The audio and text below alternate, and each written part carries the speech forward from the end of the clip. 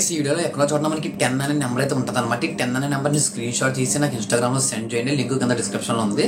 అలా పంపిన వాళ్ళు ఒక 10 మెంబర్స్ని సెలెక్ట్ చేసి ఒక్కొక్కరికి 100 అయితే ఫోన్ పే చేస్తాను అనమాట. కాబట్టి దీని అయితే అసలు మిస్ అయితే అవ్వద్దు. Hi guys, welcome back to our brand new video. మనకి ఈ వీడియోలో వచ్చేసరికి ఏంటంటే మనకి దేవర నుంచి ఒక పోస్టర్ లుక్ రావడం అయితే జరిగింది అనమాట, ఎన్టీఆర్ గారిది. అసలు ఈ లుక్ లో ఏముంది అనేది అయితే మనం వీళ్ళు డీటెయిల్ గా మాట్లాడుకుందాము. ముందు దీని అయితే బ్రేక్ డౌన్ చేసే ప్రయత్నం చేద్దాం అనమాట. ఒకసారి గమనించండి, మొత్తం మనకి ఏంటంటే చుట్టూ సముద్రము ఒక రాయి అయితే ఉందన్నమాట.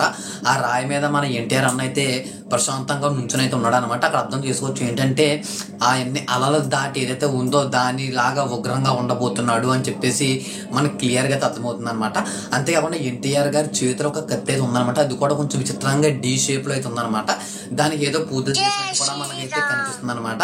మనకి దీంట్లో ఏంటంటే మనకి ఎన్టీఆర్ గారు మనకి కొట్టాల శివ గారు మంచి ప్లాన్ చేసి పెట్టారని చెప్పుకోవచ్చు. ఎందుకంటే ఆ చేతిలో ఉన్నటువంటి ఆయుధం ఏదైతే ఉందో సేమ్ ఆ ఆయుధం లాగానే మనకి దేవర అనేటువంటి టైటిల్లో డి కింద పెట్టడం అయితే జరిగిందనమాట.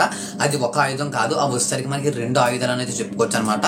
అంతేకాకుండా మనకి చుట్టమల్లె సాంగ్లో కానీ వచ్చినటువంటి దావుడి సాంగ్లో కానీ మన ఎన్టీఆర్ గారు లుక్స్ చూసినట్లయితే మంచి రొమాంటిక్ గా మంచి పూలు చొక్కాలు వేసుకుని ఉన్నాడు అనమాట. కానీ ఇక్కడ చూసుకున్నట్లయితే మనకి మనోడు ఏదో అయ్యప్ప స్వామి మాల వేసుకున్నట్టు బ్లాక్ అండ్ బ్లాక్ వేసుకుని అయితే మనకి ఆ విధంగా అయితే ఉన్నాడు అనమాట. ఏంటంటే ఈ వ్యక్తిని చూసినప్పుడు ఏమనిపిస్తుంది అంటే ఒకసారి డబల్ రోల్ ఏమో అనిపిస్తుంది, ఒకసారి ఏమో డబల్ రోల్ కాదేమో అని చెప్పి అనిపిస్తుంది అనమాట.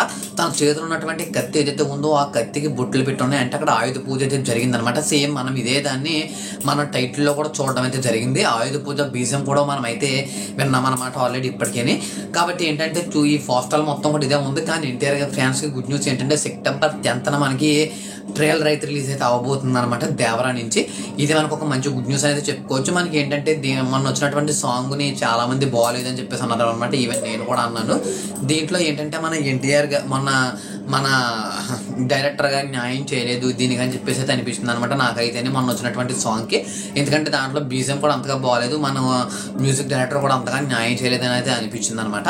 మనకి ఏంటంటే ఎన్టీఆర్ గారి దాదాపు 7 సంవత్సరాల తర్వాత సింగిల్ గా వస్తున్నటువంటి మూవీ అనమాట. అప్పట్లో మనకి త్రిబుల్ ఆర్ వచ్చినప్పటికీ కూడాను మనకి ఏంటంటే త్రిబుల్ ఆర్ డబల్ హీరో కాబట్టి రామ్ చరణ్ వాళ్ళు వచ్చారు అది ఇదని చెప్పేసి అయితే అన్నారనమాట. కానీ ఇప్పుడు చూసుకున్నట్లయితే మనకి ఎన్టీఆర్ గారిది ఒక సింగిల్ మూవీ, అది కూడా మంచి మూవీ అయితే పడబోతుందని చెప్పుకోవచ్చు.